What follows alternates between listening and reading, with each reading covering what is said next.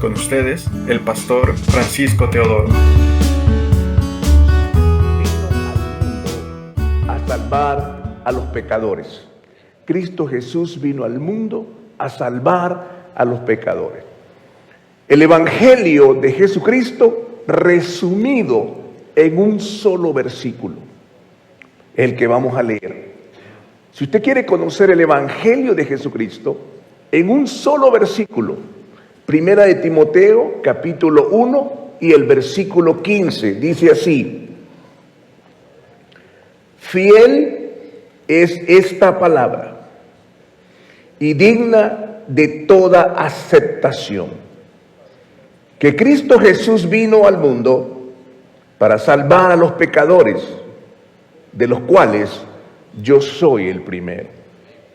El apóstol Pablo, al final de su carrera, escribe esto, y en algunas versiones dice: de los pecadores yo soy el peor. Él se consideraba el pecador más grande. Yo soy el primero. Tengamos una palabra de oración. Amante Padre Celestial, damos gracia y honor a tu nombre. Este mensaje, Señor, realmente cambió mi vida, porque muchas veces yo creía ser una buena persona, pero no me daba cuenta qué tan grande pecador yo era. Y hasta que tú revelaste, Señor, tu palabra en mi corazón, me di cuenta cuán grande pecador yo era.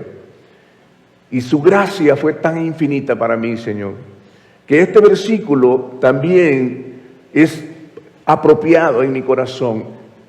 Porque si el apóstol Pablo dice que él fue el primero, de cierto, creo que yo soy después de él, o al igual que él también, pecador. Pero por tu gracia nos llevaste a la posición de predicar tu palabra, y hoy estoy agradecido por esto, Señor. En el nombre de Jesús te doy gracias. Amén y amén. Alguien diga amén. Estaba estudiando la historia de la iglesia y me di cuenta de algo interesante que me llamó mucho la atención y preferí compartirlo con ustedes. En el tiempo de los emperadores romanos había unas personas malísimas. Había una descendencia, un tiempo de una generación que se llamó Julio Claudia. Ese era el debido Calígula. Vinieron todos esos emperadores, Claudio, que eran terriblemente malos y perversos. Pero en el año 50 después de Cristo, hasta el año 68, el que gobernó Roma fue el emperador Nerón, el hombre más perverso de todos. Y cuando este muchacho nació, su papá lo maldijo y dijo: este muchacho va a ser porque costó su nacimiento. Y él dijo: este va a ser un espanto para el mundo. Y ciertamente lo fue. En un tiempo en el cual había mucha hambre en Italia, en la parte de Roma, las personas llegaban a la orilla del mar y veían aquellas embarcaciones que venían de Egipto, que en tiempos pasados traían trigo. Ellos estaban muriendo de hambre y ellos venían y esperaban que ese barco trajera trigo para alimentarlos. Sin embargo, esa columna de barcos no traía trigo, sino que traía arena del desierto. ¿Y para qué traían arena en tiempo de hambre? Bueno, la razón era de que este emperador Nerón usaba esa arena para llevarla al Coliseo romano, para disfrutar el espectáculo de aquellos peleadores gladiadores, y ahí mismo ponían a los cristianos para ser devorados por las fieras. Era una locura traer arena en tiempo de hambre, porque la gente está hambrienta, y esto impactó mi corazón. ¿Por qué? Porque en el día de hoy la gente está hambrienta. necesitada de una palabra del cielo que venga a consolar su alma, su dolor, su tristeza, su depresión, su enfermedad, su soledad, su humillación. Necesitamos trigo, alimento espiritual para esas vidas. Pero estamos trayendo arena de Egipto para poner el entretenimiento, para poder disfrutar momentos de entretenimiento. La gente corre bajo los conciertos de grandes cantantes, sigue las personalidades de los actores de Hollywood. Queremos el entretenimiento, pero la gente está muriendo de hambre, los niños están siendo abusados, las madres están siendo humilladas, los hombres están perdidos y están buscando una solución, pero estamos trayendo arena de Egipto. Y por esa razón no nos damos cuenta de la grandeza de esta palabra, de lo maravilloso que es. Como punto número 1 tengo palabra fiel y digna de confianza. Vamos a estar en este texto. Palabra fiel y digna de confianza. Es lo que está diciendo la Escritura. Es lo que el apóstol Pablo dice. Palabra fiel y digna de confianza. Esto, hermano, nos tiene que llamar la atención. Este versículo tiene que estar en la vida de cada uno de nuestros hijos. Dice la palabra de Dios, este evangelio no es un mensaje cualquiera, es la verdad absoluta y confiable. Cuando el apóstol Pablo dice palabra fiel y digna de confianza, es esta. Es una verdad absoluta, el evangelio de Jesucristo. En un mundo como el que estaba me refiriendo, lleno de incertidumbres, lleno de mentiras, de hipocresía, de decepciones, el mensaje de Cristo viene a ser una roca firme, inconmovible. Cantamos hoy, Él no fallará. Dios no va a fallar a su palabra.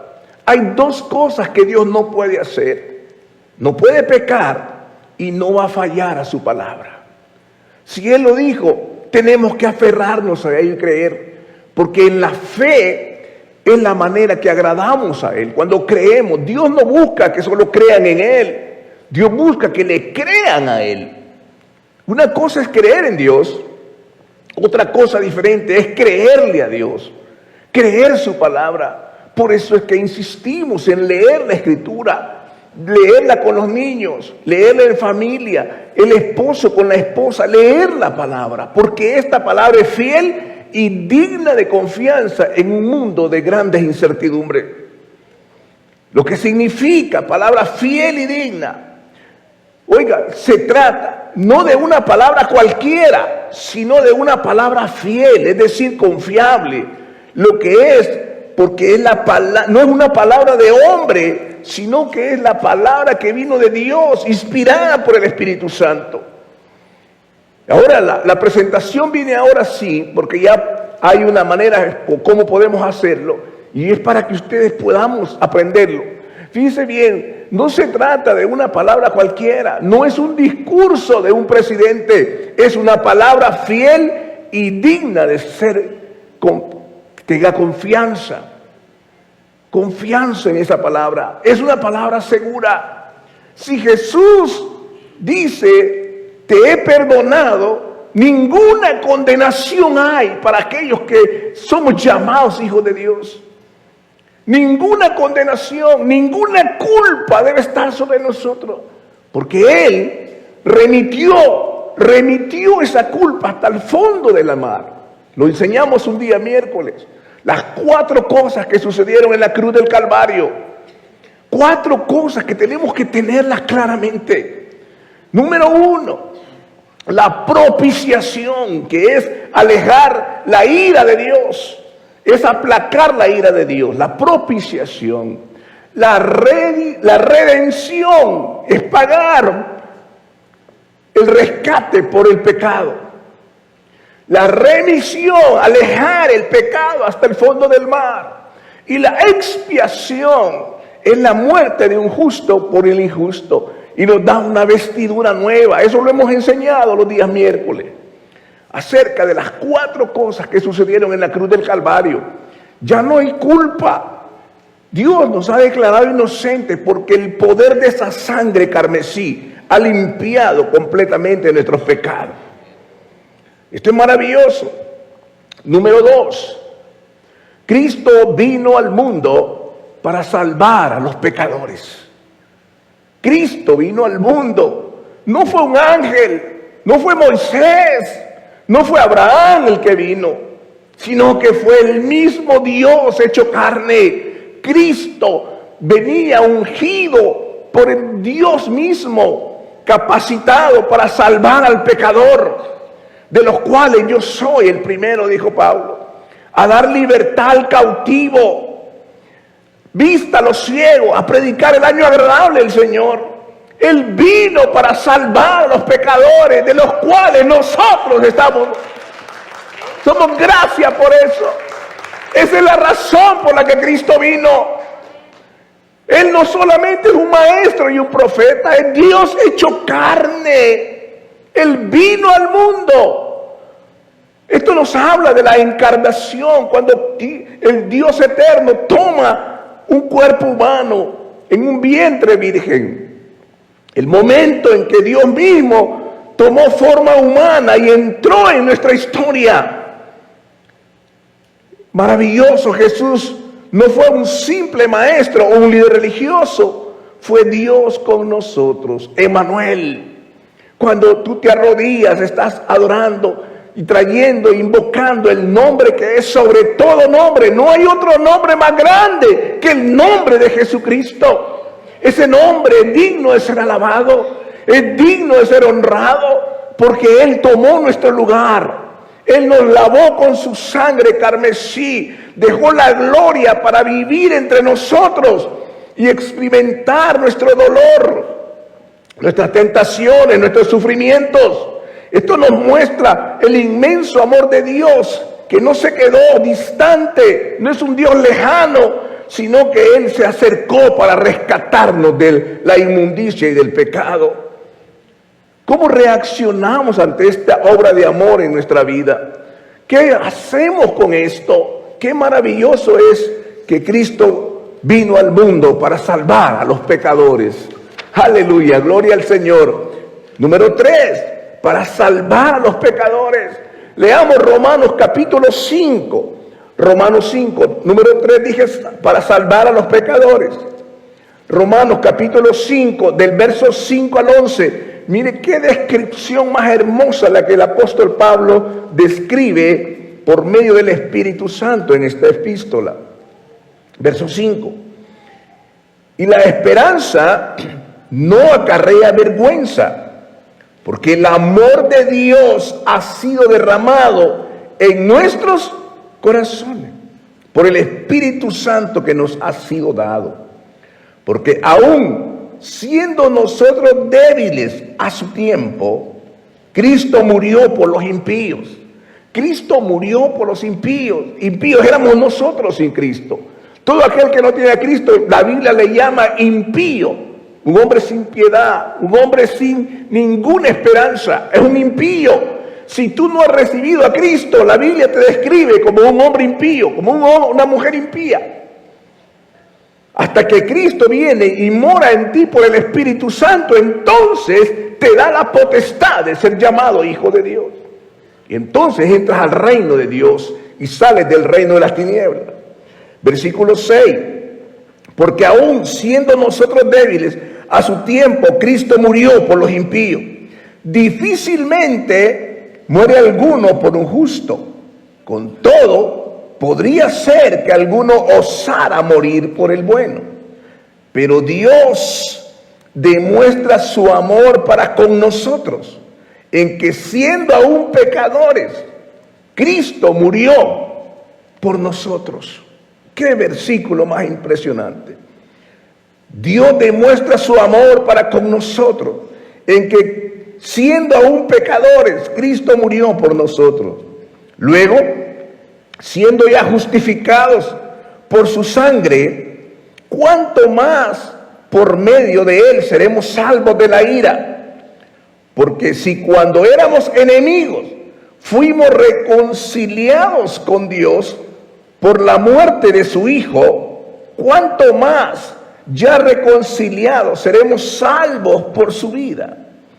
Y no solo esto, sino que nos gloriamos en Dios por medio de nuestro Señor Jesucristo, mediante quien hemos recibido ahora la reconciliación. Qué maravillosos esos versículos. ¿Cómo es que los hemos dejado a un costado para venir a predicar prosperidad, para venir a predicar motivación, cuando hemos dejado la realidad, el fundamento, la esencia misma de lo que Cristo hizo en la cruz del Calvario? Importante, fíjese bien, Jesús no vino para condenar, sino para salvar lo que se había perdido. Cuando hablamos de que vino a salvar lo que se había perdido, pensamos en la gente que está allá afuera, en los que están allá en una condición de pecador, pero no pensamos que nosotros estábamos en esa condición. Éramos pecadores, dignos de muerte, inmerecedores de la gracia de Dios.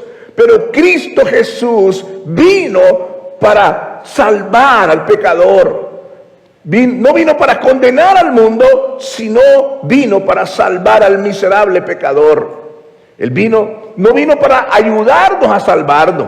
Él nos dijo, mire, por aquí tienen que ir. No, Él vino como un salvador, porque nosotros no tenemos ninguna capacidad para alcanzar esa salvación.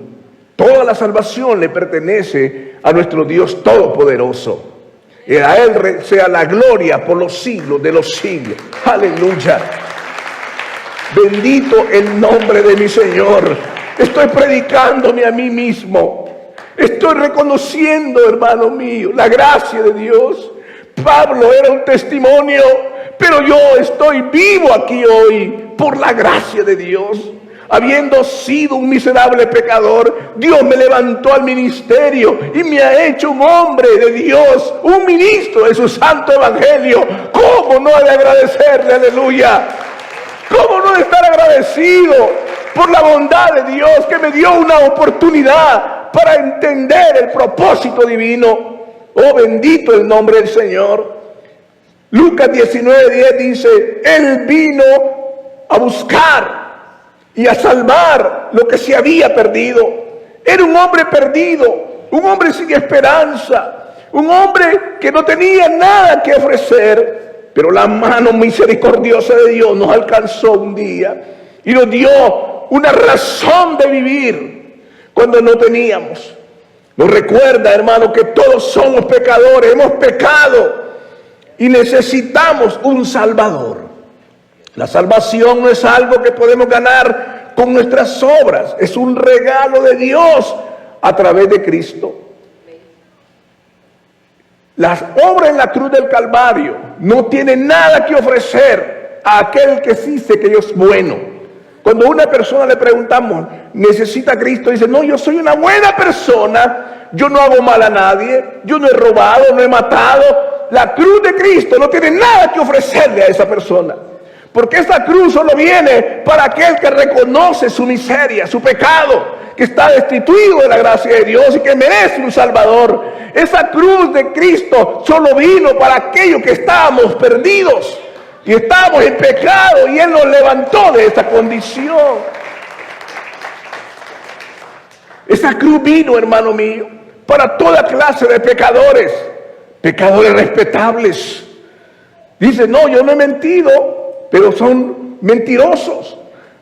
Vino para pecadores que están en vergüenza, que han caído en la vergüenza, pecadores orgullosos, pecadores desesperados, pecadores que han sido, hermanos, ladrones, mentirosos, adúlteros, asesinos, rebeldes, inmorales. Todo aquel que ha pecado, no importa en el fango donde esté, solamente la diferencia entre uno y otro es qué tan profundo ha caído uno que el otro. El que Dios les habla hoy es un hombre que fue rescatado desde las profundidades mismas del infierno. Dios tuvo misericordia de mí y me levantó. Había tocado el fondo, pero Dios en su gracia extendió su mano y me sacó por su gloria. Aleluya. Queridos hermanos, Cristo no vino a los buenos, no vino a los sanos, vino a aquellos que estábamos totalmente perdidos sin esperanza. Aquellos que algún día perdieron su familia, perdieron su amor. Muchos nos quejamos porque niños no recibimos amor, recibimos malos testimonios. Pero Cristo, en medio de todo eso, Él dijo: hijo, no te preocupes, yo estoy aquí para amarte. Si te faltó amor de niño, recibe mi amor. No te preocupes por eso. Si fuiste humillado, no te preocupes, yo te levanto en honra. Si estás enfermo, levántate y toma tu lecho y anda. Si el temor te toma lugar, si estás lleno de temores, de miedos, tienes miedo a la oscuridad, tienes miedo a viajar, tienes miedo a esto, tienes miedo a hacer cualquier cosa, al fracaso, Cristo dice: hijo, conmigo vas a ser más que un vencedor. Aleluya. Alguien diga amén esta mañana. Él está con nosotros, estamos en el mejor lugar, porque Cristo está con nosotros. Él llega hasta la misma cama del hospital y dice: hijo, no temas, esta enfermedad no es para muerte, es para la gloria de Dios. Él es el que hace, cuando tú clamas y llegas con tus lágrimas, Él enjuga tus lágrimas. Él te dice: hija, no te preocupes.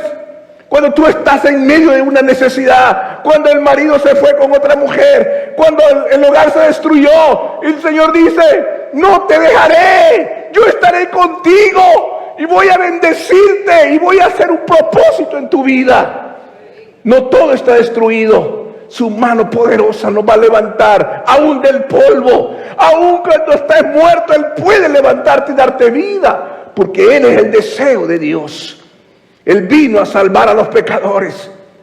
La pregunta es: ¿has aceptado esa salvación? ¿O estás tratando de ganarte el favor de Dios con tus propios méritos? Definitivamente no es posible. Nadie lo puede lograr. No es posible. La salvación no puedes hacer nada. Puedes dar tu vida a los pobres y eso no va a funcionar, hermano. No va a funcionar. De manera que vamos al punto número 4. De los cuales, dijo Pablo, yo soy el primero, yo soy el peor. El número 4, de los cuales yo soy el primero, yo soy el peor. Es lo que estaba diciendo en la versión. Pablo no se consideraba mejor que nadie. Por la gracia de Dios lo transformó. ¿Por qué? ¿Cómo fue esto posible? ¿Qué hacía Pablo? ¿Recuerda lo que Pablo hacía cuando mataron a Esteban el primer mártir de la iglesia? Pablo lo consintió, él dio el permiso para matarlo. Y lo mataron a pedradas, aquel santo hombre de Dios. ¿Qué es lo que hizo Pablo? Él consintió esa muerte. Y las ropas ensangrentadas de aquel hombre santo las pusieron a los pies de Saulo de Tarso. Este hombre era malo, un hombre perverso. Él hacía que los muchachos blasfemaran contra Dios y los mataba, los perseguía. Era un hombre que la gente le tenía temor, era un hombre malo. Por eso él dice: de todos los pecadores yo soy el peor. Pero ¿sabes qué? No importa cuál sea tu pasado, no importa hasta dónde hayas llegado en el pecado, la gracia de Dios es más que suficiente para perdonarte y darte una nueva oportunidad y transformarte. No importa qué tan desesperado estés, Dios está en su trono y Él dice: yo te voy a perdonar tus pecados si tan solo puedes creer en esa obra del Calvario. Esto es lo que la palabra de Dios dice. No importa hasta dónde estés, no importa cuál ha sido tu pecado, Dios tiene el poder por medio de su sangre para perdonar el pecado. Mira qué tan grave era lo que hacía Pablo. Hechos 26 del 9 al 11, ahí aparece. Hechos 26 del 9 al 11, dice así: pues yo, Pablo está hablando, a la verdad, había pensado que debía hacer muchas cosas contra el nombre de Jesús de Nazaret. Y esto hice en Jerusalén, habiendo recibido autorización de los principales sacerdotes, yo encerré en cárceles a muchos de los santos. Y cuando les mataban, oiga lo que dice Pablo, lo que hacía. Cuando les mataban, yo di mi voto contra ellos. Muchas veces, castigándoles en todas las sinagogas, procuraba obligarles a blasfemar. Y enfurecido en extremo contra ellos, los perseguía hasta las ciudades extranjeras. Imagínense, esto es lo que hacía el apóstol Pablo. Por eso la Escritura dice, para salvar a los pecadores. En el siguiente cuadro, para salvar a los pecadores. Por eso es que vemos el gran testimonio del apóstol Pablo. Por eso lo vemos tan comprometido, porque la palabra de Dios dice que al que más se le perdona, más ama.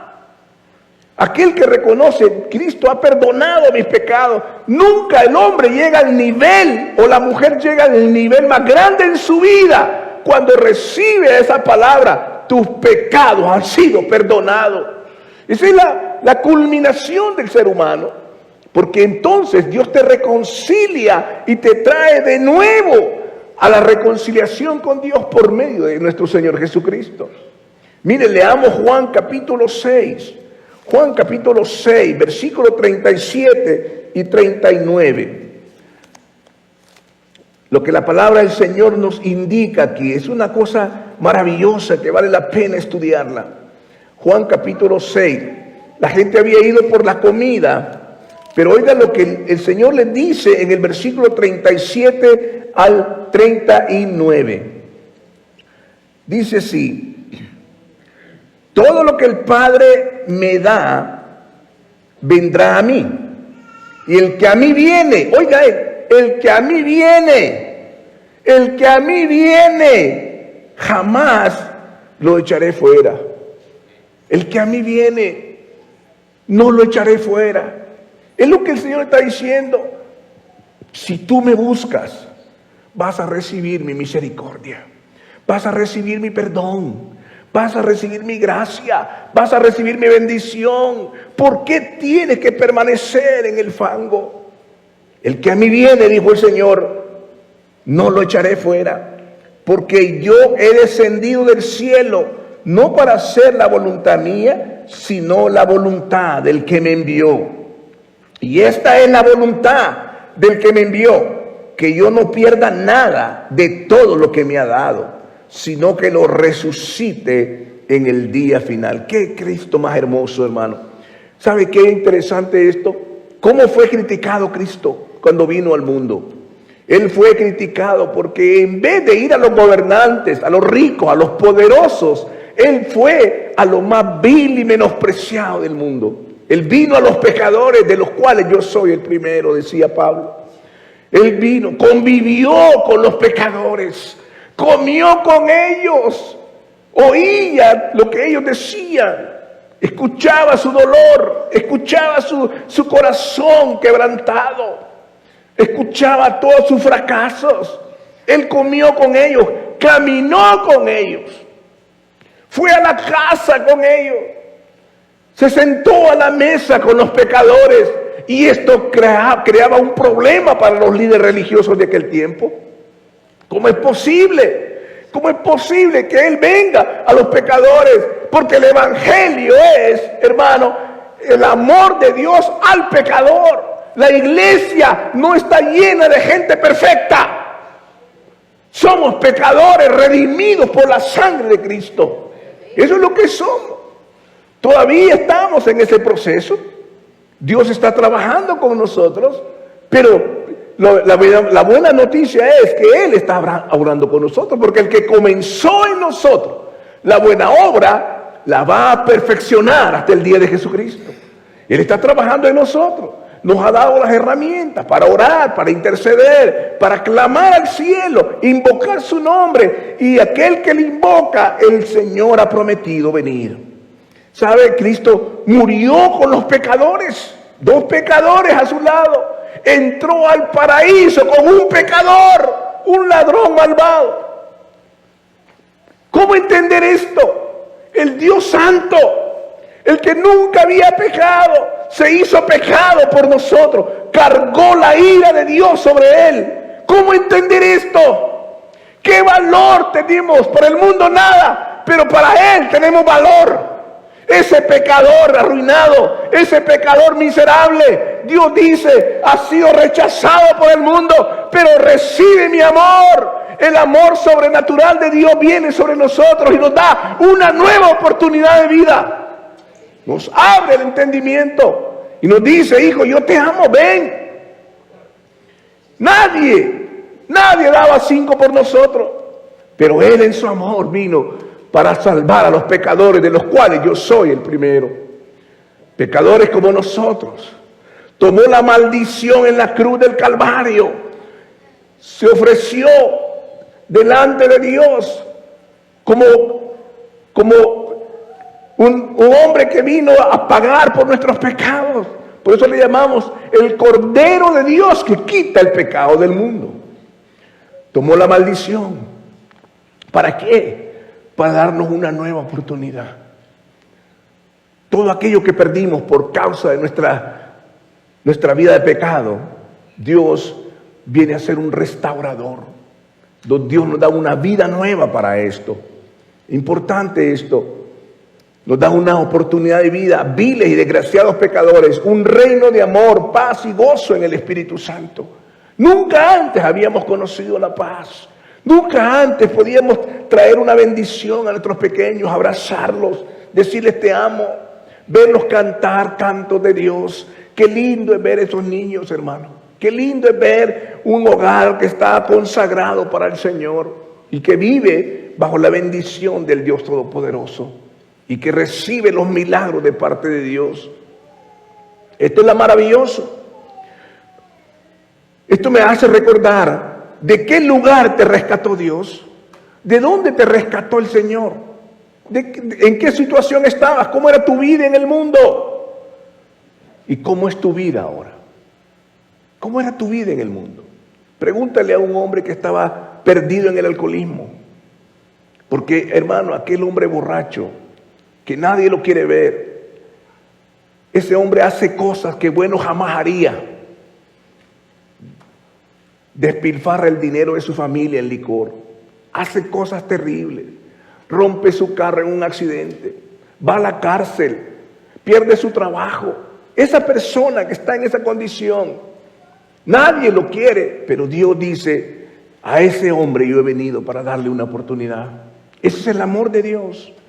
¿Cómo es tu vida hoy? Si pudiéramos oír los testimonios de cada uno, esto era lo que yo era, más ahora mi vida es nueva en el Señor. Por eso estoy aquí hoy.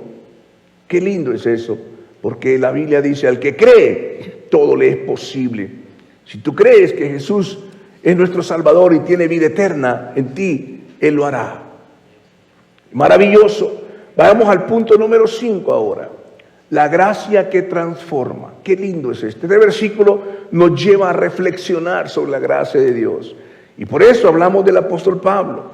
Él era un perseguidor de la iglesia, pero se convirtió en el apóstol de los gentiles. Del Nuevo Testamento, que tiene 27 libros, él escribió 14 libros del Nuevo Testamento.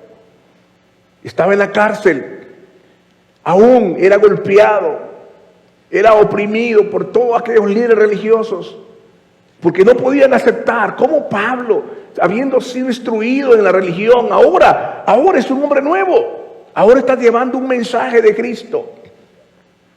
Y esto, Dios utiliza a este hombre y lo hace como una estrella, un resplandor. Escribe las 14 epístolas del Nuevo Testamento, si le asignáramos a él el libro de los Hebreos, hablando de la grandeza de Cristo. Ya no es un perseguidor de la iglesia. Ahora él adora a Cristo, Él trae una palabra de esperanza, Él va a los pecadores, Él les dice, así como Cristo me sanó a mí, así como Cristo me rescató a mí, Él puede hacerlo contigo. Si lo hizo conmigo, Él puede hacerlo contigo, porque Cristo es el mismo ayer, hoy y siempre. Él permanece siempre firme en el trono. Su vida, la vida del apóstol Pablo es un testimonio de que la gracia de Dios no solo perdona, sino que también transforma. La gracia nos da un nuevo propósito, una nueva identidad y misión. Si Dios pudo usar a Pablo, también puede usarte a ti. Estás permitiendo que la gracia de Dios transforme tu vida y te use para tu gloria. Estás siendo un testimonio en tu hogar. Estás siendo un testimonio en tu trabajo. Estás siendo un testimonio para tus hijos. ¿De qué manera te van a recordar tus hijos cuando tú partas? ¿Qué van a decir? ¿Quién era mi papá? ¿Quién era mi mamá? ¿Cómo fue el hogar donde naciste? Esto tiene que ver con esa gracia transformadora. El Evangelio tiene que transformar tu vida. Tiene que cambiarte. No te mejora, te cambia. Porque las cosas viejas pasaron. Y aquí todas son hechas nuevas en el Señor. Si este Evangelio no te ha cambiado la vida, ese no es el Evangelio de Cristo. Por eso, hermano, estamos llenos hoy en día de arena de Egipto para ver el entretenimiento. La iglesia se ha convertido verdaderamente en un lugar de entretenimiento. Así como Nerón traía la arena de Egipto para el circo romano, porque sabía que eso le entretenía a la gente. Eso hacía venir a las multitudes. Es la razón lo que hoy la iglesia también está haciendo. Está trayendo ministros que simplemente traen entretenimiento a la gente. Hacen reír a la gente, pero por dentro están necesitados de una necesidad profunda espiritual, de una palabra de consuelo, de fortaleza, de amor, una palabra que les anime a seguir en la vida de Dios. Pero estamos trayendo solamente entretenimiento. Es terrible. No necesitamos arena de Egipto, necesitamos el trigo que viene de lo alto. Jesús dijo: yo soy el pan de vida, el que come mi carne y bebe mi sangre tiene vida eterna. ¿Por qué entonces rechazamos esto? ¿Por qué entonces rechazamos la grandeza de Cristo? Porque ese placer momentáneo va a terminar. Aquel hombre que se emborracha, cuando ya le pasa la borrachera y se mira en su casa, ve a sus hijos, se mira miserable. Cuando se ve al espejo, dice: ¿qué estoy haciendo con mi vida?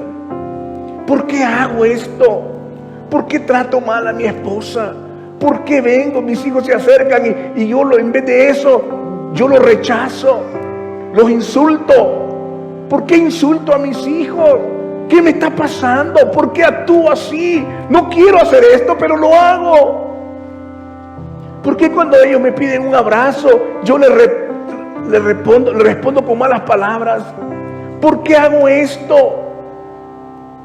¿Por qué tu esposa te dice: tienes que cambiar, ve a la iglesia? Y tú dices: no quiero eso. Ahí hay una serie de hipócritas. ¿Te crees bueno para juzgar? Rechaza la grandeza de Dios. Esto es lo que estaba sucediendo. Pero Cristo viene a ese pecador. Y para la conclusión, 1 Timoteo 1:15, lo vamos a referir otra vez más.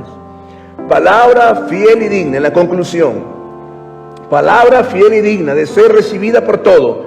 Que Cristo Jesús vino al mundo para salvar a los pecadores, de los cuales yo soy el primero. Este es un recordatorio poderoso de que Cristo vino al mundo para salvarnos. No porque lo merecemos, sino porque su inmenso amor es insondable, inescrutable. Su gracia es suficiente para perdonar nuestros pecados, para darnos una nueva vida, salvarnos del infierno, de la condenación, de la culpa y darnos un propósito eterno. ¡Cuán grande es Dios! ¡Aleluya! Hoy, hermano mío, ¡aleluya! ¡Cuán grande es Dios! Hermano, ¿cómo quisiera sacarme el corazón y decirles: hermano, Cristo es la respuesta a tu vida? Él es el Salvador. La obra del Calvario es una obra sublime que todo ser humano debería entenderla. Él es todo.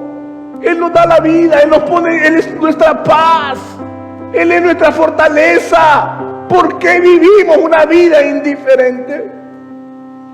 Hermano, yo te invito hoy a recibir esta palabra fiel y verdadera, a reconocer tu necesidad de un Salvador y a permitir que la gracia de Dios obre en ti, así como el apóstol Pablo puede ser hoy un testimonio viviente de que Cristo Jesús vino al mundo para salvar a los pecadores. ¿Aceptarás hoy la gracia de Dios y su misión? Pecador, ven a Él. Él no te echará fuera. Él dará su gracia. Arrepiéntete de tus pecados y de una vana manera de vivir. Deja de vivir de una manera tibia. Deja de vivir con un pie en el mundo y un pie en la iglesia. Entrega tu vida, pecador, al Señor. Entrégale tu vida al Señor. Este es el día. Esta es la oportunidad. Los brazos del Señor están abiertos.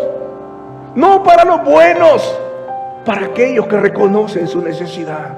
Aquellos que dicen: yo soy ese pecador. No sé qué hacer. No sé cómo salir de esto. Quiero amar a mi familia. Quiero amar a mis hijos. Quiero ser bendecido. ¿Cómo hago esto? Entonces Dios dice: ven a mí, pecador. Encuentra la gracia del Señor. ¿Hay alguien aquí que necesita esa gracia? Levántate de ahí, ven aquí y oremos juntos. Necesitamos de Dios. Digámosle: Señor, yo te necesito. ¿Hay alguien aquí? Mientras oramos al Señor, acércate y vamos a orar juntos. Amante Señor, Padre Celestial, yo estoy delante de ti hoy. Padre, yo reconozco mi pecado. Señor, toma mi vida entera, Señor. Perdona toda mi iniquidad, Señor, porque no estoy donde tú quieres que esté todavía. Ayúdame, Señor. Transfórmame, cambia mi vida, Señor. Padre, este versículo toca mi alma entera. Palabra fiel y digna de ser recibida por todos. Que Cristo Jesús vino al mundo para salvar a los pecadores, de los cuales yo soy el primero. Padre Celestial, no hay nada bueno en nosotros. Tú eres el bueno. No podemos ignorar esa bendición, Señor. No podemos ir hasta la sepultura sin darnos cuenta de tu amor infinito. Señor, nos has dado a nosotros la oportunidad de una familia, de bendecir a nuestros hijos, de que seamos testimonio a ellos, que seamos instrumento tuyo en tus manos para bendecir a nuestros hijos, Señor, para ser de bendición a donde vamos. Padre, límpianos de toda iniquidad por tu sangre preciosa. Cada uno de mis hermanos que hoy han pasado aquí están poniendo, Señor, su corazón delante de ti, reconociendo la necesidad de lo que somos. Somos pecadores inmerecedores de tu gracia, pero por gracia somos salvos. Señor, levántanos, Señor, en el nombre de Jesús, con esa poderosa palabra que le dijiste a aquel hombre: tus pecados te son perdonados. Tus pecados se son perdonados. Toma tu lecho y anda. Y levántate para una vida de bendición y abundancia para Cristo. Oh bendito Señor, gracias por cada uno de mis hermanos hoy. Señor, como ministro del Evangelio de Jesucristo, me siento completamente humilde delante de ti hoy, Señor, al ver la necesidad que tenemos de tu palabra. Señor, no podemos vivir sin ti. Tú dijiste: separados de mí nada podéis hacer. Señor, todo es temporal, pero queremos la vida eterna contigo, Señor. Padre, yo bendigo a cada hermano que hoy y hermana que ha venido hoy al frente. Llénalo de ti, Señor. Padre, que este versículo cobre vida en sus corazones, que sea un rema, que somos pecadores lavados con tu sangre preciosa. Padre, en el nombre de Cristo, seas tú enaltecido en medio de esta reunión, Padre. Aquel que está en problemas, aquel que está en temores y miedos, aquel que está acongojado por la opresión del enemigo, aquel que está sufriendo un momento terrible en su hogar. Señor, resplandece, porque ha venido tu luz, dijo el Señor. y la gloria del Señor está sobre ti. Las tinieblas no pueden tocarte, porque la gracia de Dios es más que suficiente. Padre, gracias por la vida de mis hermanos. Yo los bendigo hoy como ministro de tu palabra. Que cada uno reciba oh bendito Padre, que cada uno reciba esa poderosa palabra en cada corazón, que sea capaz de ser transformada en ellos, Señor, como barro en tus manos, como vasijas, que seamos vasijas de honra para tu gloria. Señor, los bendigo en el nombre de Jesús. Que la paz del Señor, la bendición del Dios Todopoderoso, su gracia y su paz sean más, aleluya, multiplicada en cada uno de ustedes. Y el pueblo del Señor dice, amén. De un buen amén, hermano. Amén. Bendígase uno al otro en el nombre de Jesús. Le invitamos a mantenerse en sintonía de nuestra próxima edición. Asimismo, le invitamos a interactuar con nosotros en nuestra página de Facebook Palabra de Vida y en el canal de YouTube del Pastor Francisco Teodoro. Que Dios les bendiga.